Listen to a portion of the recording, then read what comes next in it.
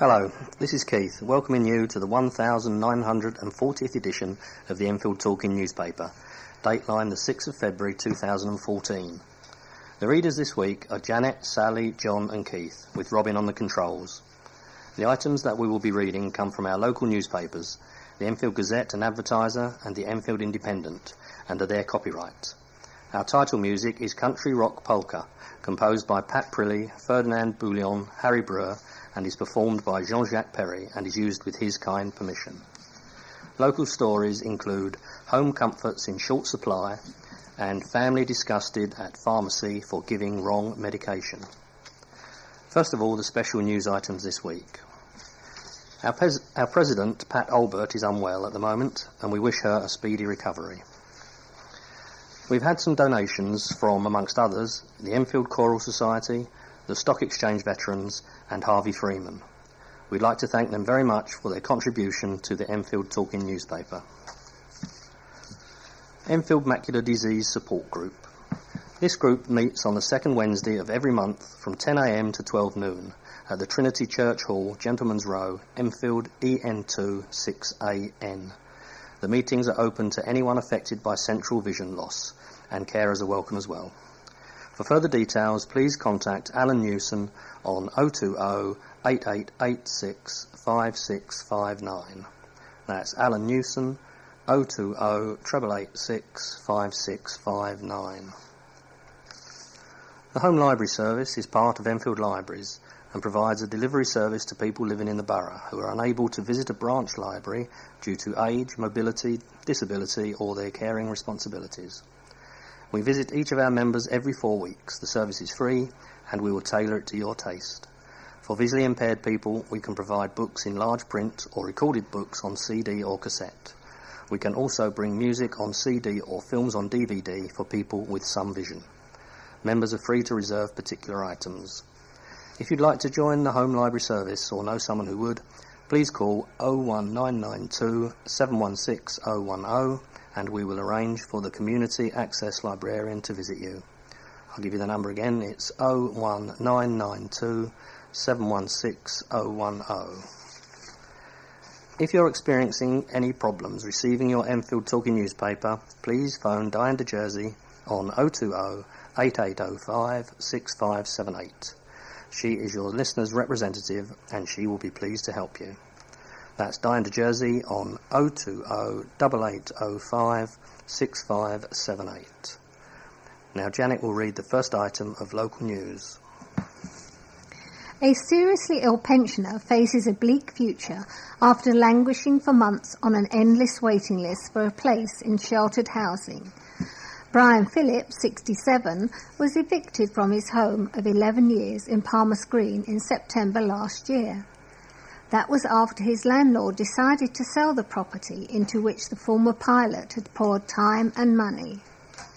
The widower, who is HIV positive, was terrified at the prospect of being evicted ever again and was desperate for a place in sheltered housing. Mr. Phillips said that he was told to wait until his eviction date and then the council could place him in temporary accommodation. After arranging for all his possessions to be taken by a removal company into storage a few days before his eviction, the pensioner informed the council that he needed to move right away. But he was then met with a wall of bureaucracy. They told me they couldn't help me as I had made myself voluntarily homeless. So I spent the rest of the week until the bailiffs arrived, sleeping on a cardboard box that I borrowed from the removal company. On the day the bailiffs arrived, I was given the keys to a tiny bedsit. It was about 15 feet by 10. There was a cooker, a shower, a huge window, but absolutely no heating at all. Adding that the only place for him to sit was on his bed. As his health deteriorated, depression set in. He was then assigned a social worker. And although he was moved to a new flat in Russell Road, Palmer's Green, on Christmas Eve, Mr. Phillips said that the council had not been in touch since. When we contacted the council, the authority insisted it had met the 67-year-old's needs, and a council spokesman said, "To date, we have found Mr. Phillips accommodation." He added, We have every sympathy for Mr. Phillips' situation, and the Council's aim is to ensure residents such as him get the best possible housing match for their circumstances. Although the Council has limited housing stock, we always seek to respond as quickly as possible to meet people's requirements. A family was left outraged after a pharmacy gave medication prescribed for patients with Alzheimer's disease to their autistic child. Christopher Suden of Linden Gardens in 40 Hill, Enfield, is completely dependent on his parents Neil and Kerry. But they were horrified and disgusted to find their 24-year-old son was given a drug to help control Alzheimer's instead of his regular antipsychotic medication from Boots Pharmacy in Enfield Town. Mr. Suden told the Enfield Independent, "Our son is fully dependent on us, and I went to collect his medication from the pharmacy in Enfield Town. When I picked it up, the outside packaging said olanzapine, which is what he usually takes daily to help with his anxiety. But when I took the medication out of the packaging, it was labelled with a slightly different name. At the time, I thought they must have changed the name because that has happened before, and they looked very similar to his normal medication. The drug was also dissolvable, which is the same because he cannot swallow normal pills. After taking the drug for 3 days, Mr. and Mrs. Suden noticed a major difference in Christopher's behaviour and knew something was not right. Mr. Suden explained, "We gave him 3 days' worth of pills, but then I realised that something was abnormal. My son looked so distant and completely spaced out. He was also not eating his food, which is very rare. He gets very, very anxious, and the only way to tell what is wrong is by looking at him or the way he acts, as he finds talking difficult. I knew at this point something was wrong, and I took the medication back to Boots." Realising their error, Mr. Suden claims the company were apologetic, but he was highly concerned for his son's health. He said, "I am horrified and disgusted by what has happened. This is a fundamental error, and it could have done serious damage to my son. If he had taken the medication for a week, who knows what might have happened. With his condition, a week without his daily antipsychotic drug would have been incredibly serious. This made me think that if this sloppy service happened to us, other people might not be getting the drugs they need, or worse, taking the wrong drug." A Boots spokeswoman said, "At Boots UK, customer care is at the heart of what we do, so we are treating this dispensing incident as very seriously and are undertaking a thorough investigation to understand exactly what happened." Hope Defoe sets a tottering pile of legal-looking paperwork to one side and takes a deep breath.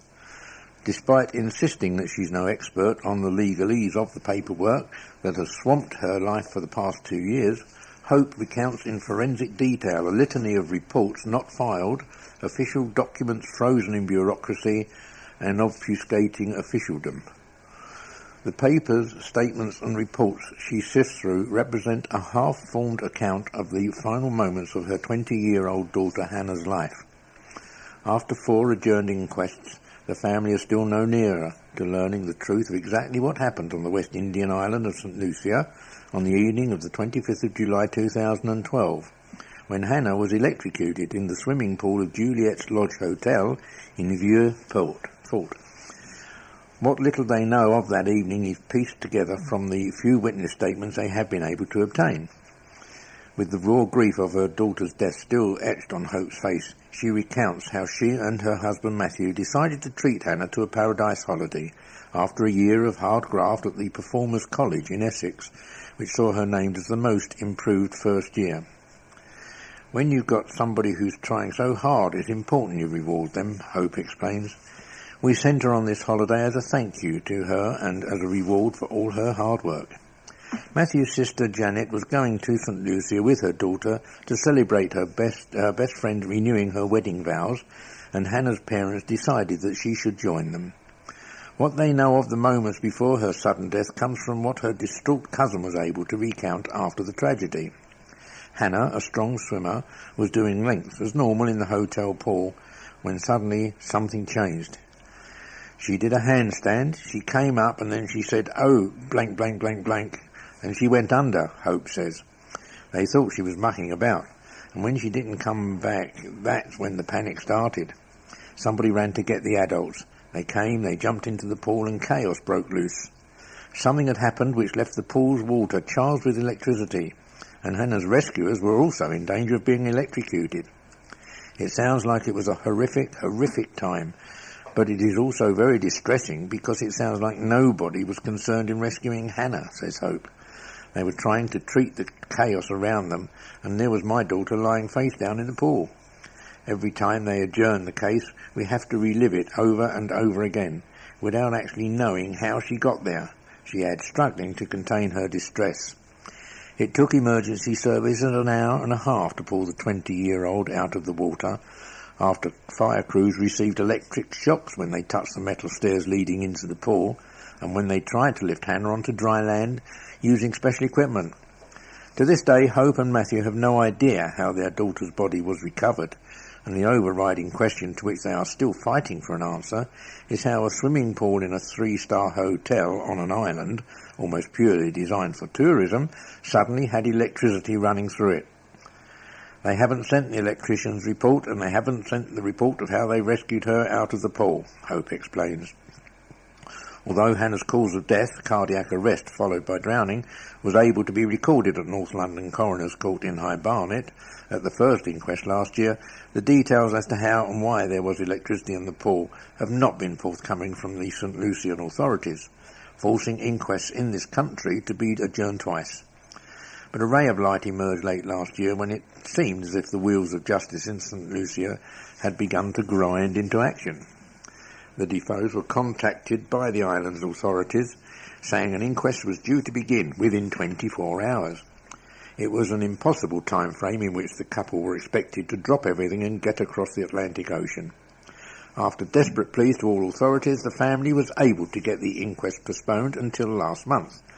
But to their horror, when they arrived, they faced yet more delays after the judge realised at the 11th hour that a jury would have to be called. At the end of the day, someone is dead and the parents are saying, "Please tell us what happened," says Hope. We have to hold back the anger and play the game, and that's frustrating, because what you want to do and say is, for Christ's sake, well, she's dead and I still don't know what happened.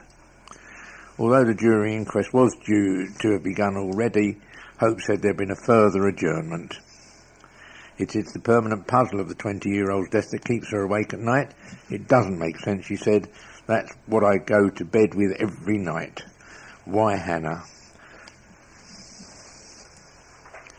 A Labour councillor has warned that the recovery heralded by the government is unsustainable as the authority finalises a number of new schemes aimed at reviving the borough's economic glory days. Alan Sitkin, who represents Bowes Ward, has announced that a project known as New Directions, which aims to strengthen Enfield Council's role in boosting the local economy, is close to bearing fruit with a number of new ventures. Plans, including setting up a housing trading company to provide affordable homes for families housed in temporary accommodation, will go before the council's cabinet soon. Mr Sitkin, who works as a senior lecturer in international business at Regent's University in Marylebone, central London, said that the scheme aims to transform the authority into a coordinating council. We believe that the government must play an active role in the economy, he explained. We've been elected by people who are getting a very raw deal under the status quo, and we can't just sit here and do nothing. Del Goddard, Cabinet Member for Business and Regeneration, will be chairing the Enfield Field event at City Hall in central London on the 5th of March, highlighting the council's plans to grow more food locally. Since last year, the authority has been working with Capel Manor College in Balsamore Lane, Enfield, to establish a market garden with the aim of providing locally produced food and training opportunities for students and volunteers. At the same time, work is underway to set up a regional food production chain in partnership with Epping Forest District Council and Uttlesford District Council in Essex and Broxbourne Council. After being elected in 2010, Mr. Sitkin persuaded Carl Williams and Sukhdev Yohal, business academics at the Manchester-based Centre for Research on Socio-Cultural Change, to find some solutions for economic growth in the borough. Their ideas formed the basis of new directions. He added, "Most of the power and capital is in the hands of private interests, so we need to coordinate with them. A mixed economy is what we have in mind. The so-called recovery is unsustainable as investment in capital remains very low, worker productivity is low, and household debt is rocketing. We have to rebuild an industrial economy where people make things." The council is organising an access to finance event at the Dugdale Centre in London Road, Enfield, on March the 10th, bringing together banks and small and medium-sized businesses to try and increase lending in the borough. Mr. Goddard added, "We are trying to take a proactive stance in order to build the economy and deal with unemployment by creating economic activity that is not going to walk away." Hospital chiefs will present the case for the takeover of the trust that runs Chase Farm Hospital by the Royal Free to councillors. Bosses from the Royal Free Hospital based in Pound Lane, Hampstead, including Chief Executive David Sloman and Medical Director Stephen Powis, will update councillors on the proposed acquisition at a meeting of the North and Central London Joint Health Overview and Security Committee at the Civic Centre in Silver Street, Enfield. Hospital trusts need to be financially strong enough to be ready for foundation status this year, and a financial review in July 2012 found that the Barnet and Chase Farm Hospitals NHS Trust would never achieve that level of financial stability on its own.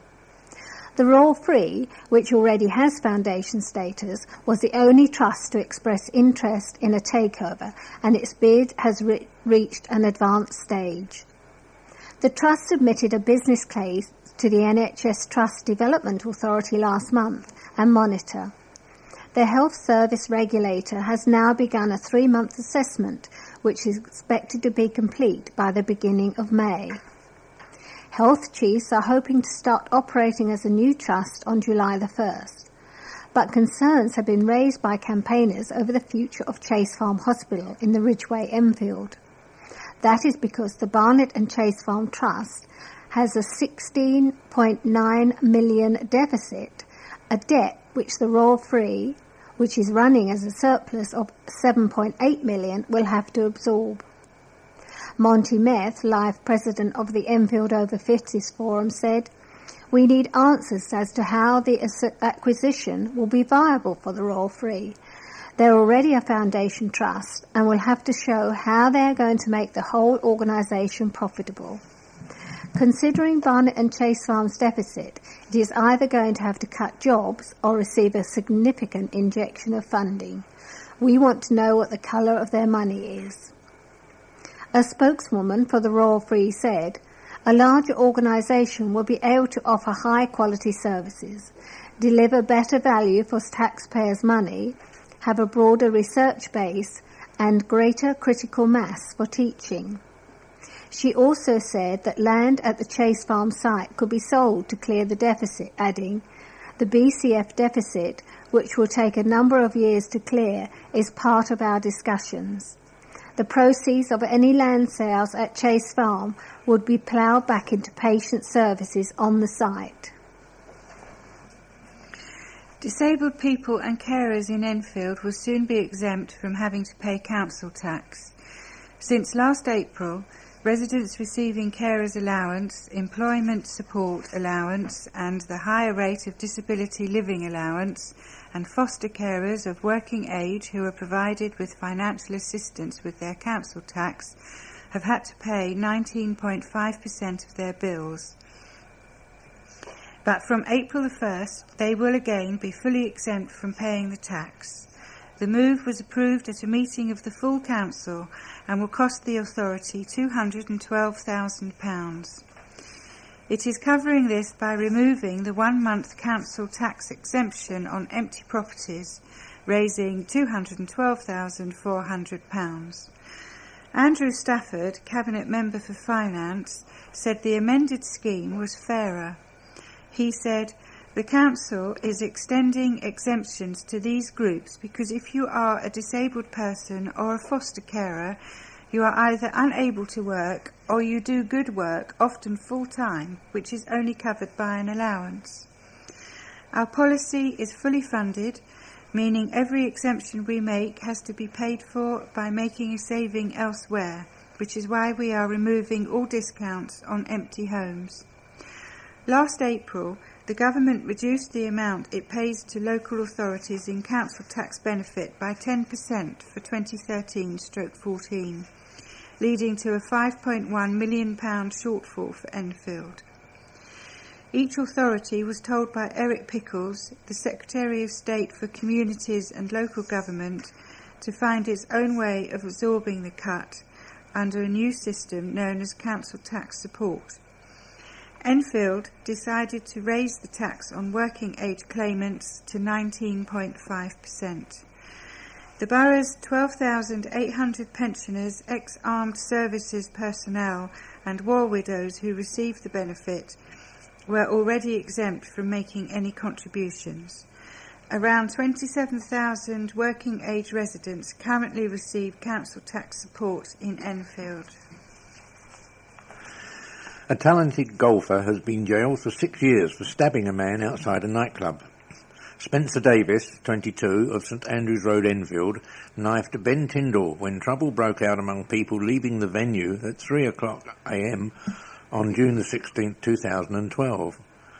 The court heard Davis was encouraged by others who shouted, "Get the shank out," before he stabbed 22-year-old Mr Tyndall between the ribs on the right side, puncturing his lung.